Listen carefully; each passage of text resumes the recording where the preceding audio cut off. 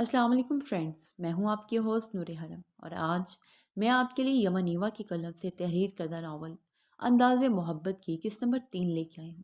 Episode کو start کرنے سے پہلے آپ سے ریکویسٹ ہے کہ ہمارے چینل کو سبسکرائب کر کے ویڈیو کو لائک کریں اور بیل آئیکن کلک کر لیں۔ اب چلتے ہیں ایپیسوڈ کی طرف۔ اماں، اتنی دیر ہو رہی ہے، ابھی تک ہدی نہیں آئی۔ ہدینہ کی آواز میں پریشانی گھلی ہوئی تھی۔ آ جائے گی، رش بھی تو ہوتا ہے بازاروں میں، اور پھر ابھی تو دن ہے۔ انہوں نے اطمینان دلایا، حالانکہ دل اپنا بھی ایک ایک منٹ کا حساب لگا رہا تھا۔ وہ صبح کی گئی ہوئی ہے اور ابھی تک نہیں آئی، 3 تو بج رہے ہیں۔ ہنیا نے وقت کا حساب لگایا۔ انہوں نے بے بسی سے دونوں بیٹیوں کو دیکھا۔ تمہیں پتہ ہے، شام سے پہلے پہلے وہ گھر آ جاتی ہے۔ ضرور کوئی دوست مل گئی ہوگی جو اتنی دیر ہو گئی ہے۔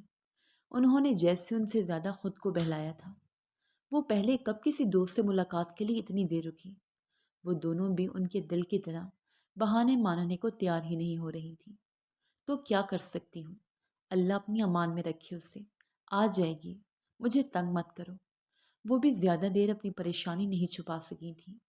زمانہ خراب ہے، وہ جانتی تھی۔ اس پر جوان اور خوبصورت لڑکی اکیلی باہر ہو تو ویسے بھی ماں کا دل خوف سے بھرا رہتا ہے۔ پر ان کی مجبوری تھی، کوئی مرد ان کے گھر میں نہیں تھا۔ پہلے وہ بھی ہدی کے ساتھ جاتی تھی، لیکن ایک مرتبہ جب وہ بازار سے آئیں تو ہنیا اور ہدینہ خوف زدہ سی بیٹھی تھی۔ پوچھنے پر بتایا کہ ساتھ والوں کا لڑکا تنگ کر رہا تھا۔ وہ جھانکتا رہا اور چھیڑتا رہا۔ وہ دونوں بہت کم سن تھیں۔ خوف زدہ ہو کر کمرے میں بند ہو گئیں۔ وہ دونوں خوف سے رو رہی تھیں۔ ماں اور بڑی بہن کا دل بھی خوف سے لرز اٹھا تھا۔ اگر کچھ غلط ہو جاتا تو؟ ان کا دماغ بند ہونے لگا تھا، اور تب سے ہدی کو کچھ بھی لینا ہوتا وہ اتوار کے دن اکیلی چلی جاتی تھی اور دن کی روشنی میں ہی لوٹ آتی تھی۔ اس کے علاوہ کوئی چارہ بھی تو نہیں تھا۔ ماں نے محلے دار عورت سے شکایت کی کہ تمہارے بیٹے نے نازیبا حرکت کی ہے، تو وہ الٹا لڑ پڑی۔ وہ ایسا نہیں ہے، پہلے کسی نے شکایت نہیں کی اس کی۔ کیا پورے محلے میں ایک تمہاری بیٹیاں ہیں؟ اور دیکھو بہن، ہمیں تو تم لوگ ہی ٹھیک نہیں لگتے۔ 4 اکیلی عورتیں نہ جانے کہاں سے آئی ہوں اور کس قسم کی ہوں۔ بس اللہ معاف کرے، خدا بچائے۔ اچھی خاصی سنا کر آخر میں وہ بڑبڑا رہی تھی اور وہ سکتہ زدہ سی رہ گئی تھی۔ بس یہی سننا باقی رہ گیا تھا۔ اب ایسا سمجھنے لگے تھے لوگ۔ زمانہ بے حس ہو چکا تھا۔ انہیں تب پتہ چلا تھا۔ خالہ، اے خالہ! دروازے پر وہی چھچھوڑا لڑکا آوازیں لگا رہا تھا۔ جس کی ماں کو یقین تھا اس کا بیٹا شریف تھا۔ خراب وہی ماں بیٹیاں ہی تھیں۔ اس کی بدتمیزی پر وہ صبر کے گھونٹ بھرتی دروازے پر گئی۔ کیا بات ہے؟ دروازہ کھولے بغیر اندر سے پوچھا۔ وہ تیری شریف بیٹی بازار میں اپنے یار سے باتیں کر رہی تھی اور اسی کے ساتھ چلی گئی، بڑی سی گاڑی میں۔ بس بتانے آیا تھا، انتظار مت کرنا۔ جانے کب لوٹے وہ شریف زادی۔ وہ تمسخر سے بول رہا تھا۔ انہوں نے مڑ کر حیران پریشان کھڑی ہنیا اور ہدینہ کو دیکھا۔ بکواس مت کرو، سودا سلف لینے گئی تھی، ابھی آ جائے گی۔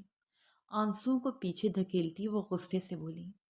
دیکھ لینا پھر، تمہاری نظر میں تو میں ہی بدمعاش تھا، تمہاری بیٹیوں کو چھیڑتا تھا۔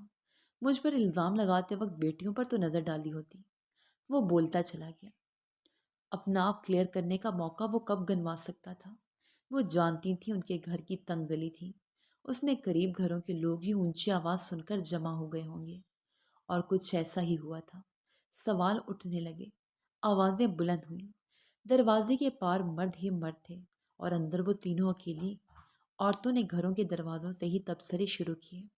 وہ لڑکا گردن اکڑائے کھڑا تھا۔ خیر، میں تو بس یہی بتانا تھا، بتا دیا۔ آج اس کا انتظار نہ کرو، وہ نہیں آنے کی۔ لونڈا خاصا امیر دکھ رہا تھا، گاڑی میں گئی ہے، سستے کی کہاں لوٹے گی۔ اور اس سے آگے سننے کی ہمت ان میں نہیں رہی۔ وہ دھڑم سے نیچے گرے۔ ہنیا ہدینہ چیختی ہوئی ان کی طرف بڑھی۔ بولنے والوں نے بول دیا تھا، الفاظ کے اثرات سے کسی کا لینا دینا نہیں رہا تھا۔ ناشتے کے دوران عائشہ مسلسل ذوالکفل کو دیکھ رہی تھی۔ اس کے نم بال ماتھے پر بکھرے ہوئے تھے۔ دھلے ہوئے شفاف وجیح چہرے پر سیاہ روشن آنکھیں اسے مزید دلکش بنا رہی تھیں۔ سیاہ کھدر کے شلوار قمیض میں اس کی رنگت دمک رہی تھی۔ ایشم کی نظریں نہایت تفصیل سے اس کا جائزہ لے رہی تھیں اور سدید ابرو چڑھائے ایشم کو دیکھ رہا تھا۔ جتنا وہ چڑھتی تھی اتنا سدید کی اس پر نظر رہتی تھی۔ ذوالکفل کی نظر ایشم پر پڑی تو چونک گیا۔ کیا بات ہے، سب خیریت تو ہے؟ اس نے سوالیہ انداز میں ابرو جھکا کر ایشم کو دیکھا۔ ایشم کی پلیٹ میں کباب رکھتے ازل نے بھی اسے دیکھا۔ سدید نے ہنکارا بھر کر پانی کا گلاس لبوں سے لگایا۔ آپ کو پتا ہے، جب آپ اپنی وائف کے سامنے جائیں گے تو وہ دل و جان سے فدا ہو جائے گی۔ لکھ لیں میری بات۔ ہتھیلی پر تھوڑی ٹکا کر وہ اسے مستقبل کا منظر بتا رہی تھی، چمکتی آنکھوں سے مسکراتے ہوئے، جیسے ابھی سے اس کی وائف کی حالت سے لطف اندوز ہو رہی تھی۔ اف پیا! ذوالکفل کا جاندار کہکا بے ساختہ تھا۔ سدید کے منہ سے پانی کا فوارہ سا نکلا اور وہ کھانس کھانس کر نڈال ہو گیا تھا۔ ازل کی بھی ہنسی چھوٹ گئی۔ پگلی ہے یہ تو، بس ایسے ہی کاموں میں دماغ چلتا ہے۔ اماں سائی نے مسکرا کر نفی میں سر ہلایا۔ ناشتہ کر لو ایشم۔ ماوا نے مسکراہٹ دبا کر سنجیدگی سے اسے گھرکا۔ سورج کی مسلسل کھی کھی پر ایشم کا مزاج بگڑنے لگا۔ سب نہ جانے کس بات پر ہنس رہے تھے۔ اور میں چاہتا ہوں تم مجھے بتاؤ، میری بیوی مجھے دیکھ کر کیا سوچے گی؟ سدید نے آنکھوں میں دنیا جہان کا اشتیاق بھر کر سوال کیا تھا۔ اس کی براؤن آنکھوں میں جگنو چمک رہے تھے۔ ایشم کا موڈ خراب ہوا۔ یہی کہ کاش تم سے شادی نہ ہوتی، وہ ناک چڑھا کر بولی تھی۔ سدید نے ہنسی دبا کر سر ہلایا۔ غلط بات نہیں، ذوالکفل نے اسے ٹوکا۔ ایشم، میں نے تمہیں سمجھایا تھا نا کہ کھانا کھاتے ہوئے بات نہیں کرتے۔ ازل نے اسے پیار سے سمجھایا۔ بات کب کی؟ یہ تو دیکھنے میں مصروف تھی، بس ایک میں ہی نظر نہیں آتا اسے۔ سدید نے ہمیشہ کی طرح جل کر جواب دیا تھا۔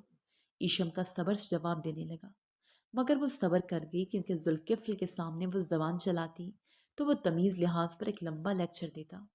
سورج کے لیے ہنسی دبانا مشکل ہو رہا تھا۔ وہ مسلسل ایشم کو دیکھتی ہنس رہی تھی۔ اب آپ دیکھ لیں ادا کو۔ ایشم نے ازل کو متوجہ کیا۔ سورج چپ ہو جاؤ، ازل نے اسے ٹوکا۔ اچھا چھوڑو سب، اب جا کر چائے بنا لو پیا۔ ذوالکفل نے ناشتے کے بعد سینے پر بازو لپیٹ کر اطمینان سے ایشم کو دیکھا۔ آئیں ادی۔ ایشم نے اٹھ کر ماوا کو ساتھ چلنے کا کہا۔ ماوا جو ایشم کے کام کرنے کا سوچ کر خوش ہو رہی تھی، ایشم کی بات پر سر پکڑ بیٹھی۔ یعنی وہ اندر جا کر اسی کو چائے بنانے کا کہتی اور ذوالکفل کو چائے دے کر اپنا نام لگا لیتی۔ میں یہیں پر طریقہ بتا دیتی ہوں، تم جا کر خود بنا لو، ماوا نے کہا اور اس کی کوئی بات سنے بغیر جلدی جلدی چائے بنانے کا طریقہ بتا کر فارغ ہو گئی۔ ایشم ہونک سے اسے دیکھنے لگی۔ ازل، ذوالکفل اور سدید لائن میں بیٹھے اسے دیکھ رہے تھے، جو ایسے شکل میں آ چکی تھی کیسے کھیتی باڑی کا بول دیا گیا ہو۔ اماں سائیں اس کی کام چوری پر سر پکڑے بیٹھی تھی۔ ادی سورج چلے میرے ساتھ، بس کچن میں میرے ساتھ کھڑے ہونا ہے۔ ایشم نے سورج سے مدد مانگی۔ اسے تو ابھی ابھی سن کر بھی طریقہ یاد نہیں رہا تھا۔ ہاں، لگتا ہے طریقہ نہیں یاد رہا۔ سدید نے دکھتی رگ پر ہاتھ رکھا۔ وہ اسے سمجھتا تو خوب تھا۔ مجھے یاد ہے، مگر تمہیں نہیں ملے گی چائے۔ اس نے سدید کو گھورا۔ ذوالکفل تعصب سے سر ہلانے لگا۔ مجھے چاہیے بھی نہیں، میم میرا پہلا تجربہ ہے۔ جانے کون سا سیرپ بناؤ گے؟ سدید نے بے نیازی سے کہا۔ بھلے پہلا تجربہ ہے، مگر میری ایشم بنائے گی، تم دیکھنا کیسی شاندار چائے ہوگی۔ ازل نے فخر سے کہا۔ تم اسے پاگل مت سمجھا کرو۔ جاؤ ایشم، صرف ذوالکفل کی چائے بنانا، کوئی ضرورت نہیں، باقی سب پی چکے ہیں۔ اماں سائی نے پیار سے اسے پچکارا اور وہ وہاں بیٹھے دونوں بڑوں کی تھپکی پر گردن اکڑا کر چلتی کچن میں جا پہنچی اور ترکیب ایک بار دل میں دہرائی اور پورے شوق سے چائے بنانے لگی۔ ویسے ضرورت بھی کیا تھی اس سے چائے بنوانے کی، تمہیں بھی نئے شوق ہوئے رہتے ہیں۔ ازل واقعی ایشم کا آدھا سائیں تھا۔ اس کے جاتے ہی وہ ذوالکفل سے بولا، ضرورت تو ہے، آپ لوگوں کو لگتا ہے وہ ایسے ناکارہ رہ کر اچھی زندگی گزار سکتی ہے تو غلط لگتا ہے۔ ذوالکفل سنجیدگی سے بول رہا تھا۔ اماں سائیں بڑبڑانے لگی۔ سدید اور سورج باتوں میں مصروف تھے۔ ایشم کچھ دیر بعد کچن سے نکلی تو جوش سے چہرہ سرخ ہو رہا تھا۔ ذوالکفل اس کا چہرہ دیکھ رہا تھا۔ جو ہی کپ اس کے ہاتھ میں پہنچا، سب کی نظریں اس پر جم گئیں۔ ایشم کے ہاتھ کی نایاب چائے پینے کا تاثر دیکھنے کے لیے سبھی بے چین ہوئے تھے۔ ذوالکفل نے سب کی نظروں کو خود پر جمع ہوا محسوس کیا اور پھر ایشم کو دیکھا۔ وہ منتظر نظروں سے اسے دیکھ رہی تھی۔ ذوالکفل نے جی کڑا کر کے گھونٹ بھرا اور اسی تیزی سے منہ کا زاویہ خراب ہوا تھا۔ سب مایوس ہوئے۔ اس کی حالت نہ اگلنے کے نہ نگلنے کے مصداق کچھ عجیب ہی ہو رہی تھی۔ اس نے چائے کا کپ ٹیبل پر رکھ کر ٹیشو سے اپنے لب تھپ تھپاتے ہوئے ایشم کو دیکھا، جبکہ ایشم نے چور نظروں سے باقی سب کے چہرے دیکھے جن پر تعصب تھا اور مایوسی تھی۔ اف پیا، اف اف، تمہارا کیا بنے گا؟ ذوالکفل کا افسوس کم نہیں ہو رہا تھا۔ ٹیشو پھینک کر سر پکڑ بیٹھا۔ ایشم کا منہ اتر گیا۔ سدید نے اس کا رکھا کپ جلدی سے اٹھایا اور لبوں سے لگا لیا۔ بس ذائقہ سے محلول اس کے منہ میں گھلا تو اس کے 14 طبق روشن ہوئے۔ او شٹ! اس سے تو بہتر تھا آپ شربت فولاد ہی کپ میں ڈال کر پی لیتے، کم از کم طاقت تو ملتی۔ اس نے منہ بگاڑ کر تبصرہ کیا تھا۔ ایشم کا دل ڈوبتا ہی جا رہا تھا۔ سدید! ذوالکفل نے اسے گھورا۔ اچھی کوشش تھی ایشم، دوبارہ ضرور ٹرائی کرنا۔ تم جب اچھی چائے بنانا سیکھو گی تو سدید کو بالکل مت دینا۔ ڈونٹ وری، اب ریلیکس رہو۔ ازل نے پیار سے اس کے سر پر ہاتھ پھیرا اور اٹھ کر کام پر چلا گیا، کیونکہ پہلے ہی چائے کے شوق میں وہ لیٹ ہو چکا تھا۔ ویسے مجھے اس محلول کا اصل سامان دکھانا تم، پتہ تو چلے اتنا یونیک ذائقہ ایجاد کیسے کر لیا تم نے۔ ذوالکفل کے کہنے پر ایشم نے ناراضگی سے اسے دیکھا اور کیتلی اس کے سامنے لا کر رکھ دی۔ یہ کیا ہے؟ ذوالکفل نے کیتلی میں جھانک کر پوچھا۔ الائچی ہے، اس نے جلدی سے بتایا۔ میں نے چھوٹی الائچی کہا تھا پاگل لڑکی، یہ تو گرم مسالے میں ہوتی ہے۔ ماوا نے اپنا سر پیٹا۔ آپ نے جیسے کہا میں نے بالکل وہی کیا۔ ایشم پریشان ہونے لگی۔ کام ضرورت سے زیادہ خراب ہوا تھا۔ میں نے بلیک ٹی کہا تھا ایشم۔ ماوا نے بیچارگی سے کیتلی میں گرین ٹی کے پتے دیکھے۔ پھر میں ہی پاگل تھی جو سب الٹ کر گئی۔ میں نے شوگر بھی 3 اسپون ڈالی ہے۔ پھر تو ایسے چائے ہی بنے گی۔ وہ رو دینے والی ہو گئی، کیونکہ سورٹ اور سدید مسلسل ہنس رہے تھے، اور وہ اس بات پر کھل کر غم بھی نہیں منا پائی، کیونکہ ابھی چائے کا صدمہ زیادہ بڑا تھا۔ کوئی بات نہیں میری بچی، اگلی بار اس کا الٹ بناؤ گی تو بہتر بنے گی چائے، اماں سائی نے اطمینان سے مشورہ دیا، مگر اس کی آنکھوں سے موٹے موٹے آنسوں کے قطرے ٹپکنے لگے۔ سورٹ اور سدید کی ہنسی کو یکدم بریک لگا۔ اس میں رونے والی کیا بات ہے ایشم؟ ماوا بھی گھبرا کر اس کی طرف بڑھی، لیکن جس نے اس مشکل میں ڈالا تھا وہ اب بھی کیتلی میں ہی جھانک رہا تھا۔ وہ ناراضگی سے اماں سائیں کے پاس چلی گئی۔ ان کو میرا مذاق اڑانے کے لیے ایک ٹاپک چاہیے تھا، اسی لیے مجھے چائے بنانے کے لیے اکیلا بھیجا، جان بوجھ کر، تاکہ میں غلطی کروں اور سب مجھ پر ہنسیں۔ وہ ان کے کندھے سے لگی روتی جا رہی تھی۔ ان سب کی ایسی کی تیسی، میں دیکھتی ہوں کون اڑاتا ہے تمہارا مذاق۔ اماں سائیں نے اسے اپنے حصار میں لیتے ہوئے سب کو گھور کر کہا۔ کیا بات ہے، کام نہیں کرنا سی کبھی؟ سیکھو گی تو آئے گا۔ رونے والی تو کوئی بات نہیں ہے ایشم، نہ کسی نے تمہارا مذاق بنایا ہے۔ ذوالکفل کیتلی کا معائنے سے مایوس ہو کر اب اسے سمجھا رہا تھا۔ وہ ناک چڑھا گئی۔ آپ سب نے ہی میرا مذاق اڑایا ہے۔ ادا ازل سے سب کی انسلٹ کرواؤں گی، اور آئی جی صاحب کی بھی انسلٹ کرواؤں گی۔ یہ نہیں سمجھے آپ بچ جائیں گے۔ اس نے ذوالکفل کو ناراضگی سے دیکھا تو وہ اس کی دھمکی پر مسکراہٹ چھپاتا رخ پھیر گیا۔ یار I am sorry, next time میں تمہارے ساتھ چائے بنانے جاؤں گا۔ سدید نے نرمی سے اس کا ہاتھ تھمکا۔ وہ خاموشی سے اسے دیکھنے لگی۔ وہ واقعی شرمندہ لگ رہا تھا۔ سورٹ بھی اس کی فکر میں لگی تھی، اور ماوا نے بھی منایا۔ ایشم کا دکھی دل بحال ہونے لگا۔ اتنی قدر کافی ہو گئی تھی۔ بس ایک ذوالکفل ہی غیر مطمئن سا لگ رہا تھا، باقی سب اس کی طرف تھے۔ بس اتنا سا ہی وقت لگا اور کچھ گھنٹوں میں وہ پہلے جیسی ہنستی مسکراتی ایشم بن چکی تھی۔ وہ سر جھکائے ہاسپٹل کے کوریڈور میں بیٹھی تھی۔ آنکھوں میں بار بار پانی جمع ہو رہا تھا۔ بدرنگ سی چادر میں اس نے اپنا چہرہ چھپایا ہوا تھا۔ آپ کی مدر اب بہتر ہیں، ڈاکٹر نے کہا ہے، پریشانی کی بات نہیں ہے۔ نرم شائستہ آواز پر ہدینہ نے سر اٹھا کر دیکھا۔ شکریہ، اس نے کپ کپاتی شرمندہ آواز میں کہا۔ خفت و شرمندگی سے اس کا چہرہ نم ہو رہا تھا۔ شام ڈھلنے پر بھی جب ان کی ماں کی طبیعت نہیں سنبھلی تو سمٹ کر خود میں رہنے والی ہدینہ چادر سر پر رکھے دیوانوں کی طرح باہر بھاگی تھی۔ یہ وہی جانتی تھی کہ روڈ پر ٹیکسی روکنے کی کوشش میں وہ کتنی ذلت اٹھاتی رہی تھی۔ شام کے ڈھلتے سائے میں بھی اس کا دمکتا رنگ اور کمسن سا ڈھکا چھپا چہرہ لوگوں کو متوجہ کرنے لگا تھا۔ وہ اتنی تھکی تھی کہ فٹ پاتھ پر بیٹھ کر رونے لگ گئی تھی۔ پرانے چپل میں اس کے گلابی سفید پیر دھول مٹی ہو رہے تھے۔ ہاتھ چادر میں چھپائے وہ گھٹ گھٹ کر رو رہی تھی۔ جب وہ مہربان گاڑی روک کر اس کے پاس پہنچا تھا، وہ لڑکا کون تھا، کہاں سے آیا تھا، ہدینہ کو خبر نہ تھی، نہ اسے پرواہ تھی۔ اس کے لیے اتنا کافی تھا کہ اس لڑکے نے نرمی سے یوں فٹ پاتھ پر بیٹھ کر رونے کی وجہ پوچھ لی تھی۔ میری امی، وہ بے ہوش ہو گئی ہیں، انہیں ہاسپٹل کیسے لے جاؤں؟ وہ اس کے سامنے بری طرح رو پڑی۔ آپ کی امی کہاں ہیں؟ میں لے جاتا ہوں ہاسپٹل، پریشان نہیں ہوں، اس نے آہستگی سے بولتے ہوئے نہایت ہلکا سا اس کے سر کو چھوا تھا۔ ہدینہ رک گئی۔ بس ایک سہارا ملا تھا، بس ایک ہلکا سا سہارا۔ وہ جی گئی، فوراً کھڑی ہوئی، قدم بڑھائے پھر رک گئی۔ وہ اپنی گاڑی کی طرف بڑھ رہا تھا، شاید گاڑی میں ہی اس کے ساتھ جاتا، مگر وہ ڈر گئی۔ کیا وہ مکر گیا؟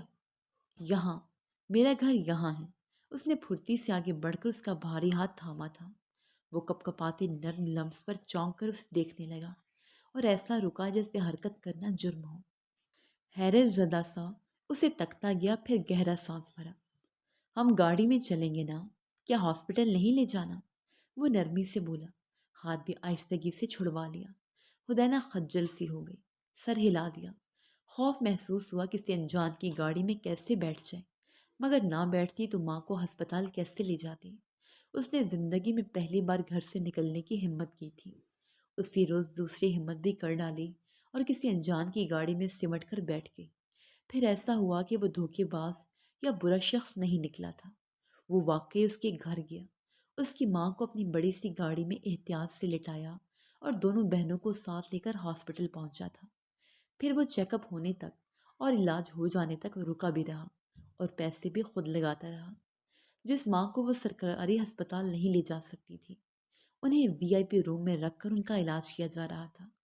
ہنیا ان کے ساتھ اندر کمرے میں تھی اور ہدینہ اب اس اجنبی کے احسانوں تلے دبی کمرے سے باہر بیٹھی تھی۔ اپنا ہر عمل اب شرمندہ کر رہا تھا۔ اس نے کیسے ایک انجان لڑکے کا ہاتھ پکڑ لیا تھا، کیسے اس کے ساتھ گاڑی میں بیٹھ گئی، اور علاج کا بھاری خرچ کیسے ادا کیا جائے گا؟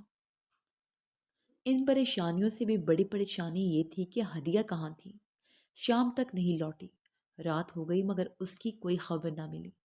ہدینہ نے اپنے ہاتھ میں دبا ایک پرانا نوکیا موبائل دیکھا، نہ میسج تھا نہ کوئی کال، اور سامنے کھڑا وہ ایک لڑکا یکٹک اسے دیکھتا جا رہا تھا۔ اگر آپ چاہیں تو میں یہاں رک سکتا ہوں، آپ کے ساتھ، وہ اچانک بولا تو لہجہ مسکراتا ہوا سا محسوس ہوا۔ ہدینہ نے ٹھٹک کر سر اٹھایا۔ وہ مسکراتی آنکھوں سے اسے ہی دیکھ رہا تھا۔ کیا واقعی اسے مذاق سوچ رہے تھے؟ نہیں شکریہ، وہ مدھم سے لہجے میں کہتی سر جھکا گئی۔ چہرے پر پردہ ایسے مضبوط رکھا جیسے چہرہ نظر آنے پر اسی وقت اس کو مار دیا جائے گا، مگر وہ معصوم سی آنکھیں کیسے چھپاتی، اور وہ انہی آنکھوں کو ہی دیکھنے میں مگن تھا۔ لرزتی پلکیں، شفاف رنگت میں کھلا گلابی پن بھی نمایاں تھا۔ موسٹ ویلکم، وہ سینے پر ہاتھ رکھتا قدرے جھک کر بولا اور قدم آگے بڑھا گیا۔ ہدینہ نے پہلو بدلا۔ اور آپ کے پیسے میں واپس کر دوں گی، ادھار رہے گا مجھ پر۔ وہ ہچکچا کر اس سے بولی تو وہ دو قدم روک کر گردن موڑے اسے دیکھنے لگا، پھر آگے بڑھ گیا۔ ہدینہ پریشانی سے پیشانی مسلنے لگی۔ وہ پیسے واپس کیسے کرے گی؟ کہاں سے لائے گی؟ دے گی کیسے؟ پریشانی پر پریشانی بڑھتی جا رہی تھی۔ اس کا نازک وجود اس بوجھ کے تلے تھکن زدہ ہو رہا تھا۔ سورٹ کے سسرال والوں نے شادی کی ڈیٹ طے کرنے کا کہہ دیا تھا، چونکہ اس کا نکاح پہلے ہی ہو چکا تھا۔ سو شاہ فیرل لغاری، جو کہ دونوں حویلیوں کا بڑا تھا، اس نے 1 ماہ بعد کی ڈیٹس رکھ دی تھی، اور شادی کی سب سے زیادہ خوشی ایشم عرف پیا کو تھی۔ سورٹ اداس تھی کیونکہ وہ جاتو خالہ کی بہو بن کر رہی تھی، مگر ہسبینڈ کے ساتھ آؤٹ آف کنٹری جانا پڑتا۔ کوئی پارٹی وغیرہ کریں جس میں ہم سب جمع ہو جائیں اور سورٹ بھی انجوائے کر لے گی، یہ سدید کا مشورہ تھا۔ ایسی فکریں زیادہ تر وہی بالتا تھا، اور پہلی بار ایشم کو اس کے مشورے سے اتفاق ہوا تھا۔ ادی کی سالگرہ کر لیتے ہیں، وہ مشورہ دے رہی تھی۔ مادام، اس کی برتھ ڈے 3 ماہ بعد ہے، یہ ایسا ایونٹ نہیں کہ جب دل چاہے کر لو۔ وہ مشورہ ریجیکٹ کر گیا۔ کیا حویلی میں کسی کے برتھ ڈے نہیں قریب؟ سورج نے حصہ ڈالا اور اب وہ تینوں سر ڈالے برتھ ڈیٹس چھان رہے تھے۔ کچن میں کھانا بنواتی ماما انہیں دیکھ کر مسکرائی۔ وہ تینوں بہت کم ہی ایسے اتفاق سے بیٹھتے تھے۔ نہ سدید کی کسی سے بنتی تھی اور نہ ایشم۔ سورج سے سدید برداشت ہوتا تھا، مگر آج صدی کا انوکھا واقعہ ہوا تھا۔ تینوں ہی تمیز سے بیٹھے تھے۔ ذوالکفل کی ڈیٹ آف برتھ چند روز بعد کی تھی۔ آہا، ادا ذوالکفل ہمیشہ ہی بڑے وقت پر انٹری مارتے ہیں۔ لو ایک اور ایونٹ کروا لیا اپنے نام۔ سدید ہنس پڑا۔ اور مجھے کبھی موقع نہیں ملا۔ ایشم کا غم پرانا تھا۔ تمہارا ہسبینڈ ہوگا نا تمہیں مواقع دے گا، سدید نے شوخی سے آنکھ مار کر کہا۔ ایشم کا موڈ تباہ ہوا۔ اچھی خاصی اتفاقی میٹنگ کا اختتام پھر سے اسے چیخنے چلانے پر ہوا تھا۔ سورٹ ایک طرف بیٹھی ایشم کو مشورے دے رہی تھی اور ایشم سدید کو تابڑ توڑ جواب دیتی جا رہی تھی۔ پیا اور اے پیا، وہ ایسا ڈھیٹ کے 100 باتیں سننے کے بعد اپنے بال سنوارتا گنگنانے لگا۔ ایشم دانت کچکچا کر وہاں سے چلی گئی۔ سدید اسے جاتا دیکھ کر ہنسنے لگا۔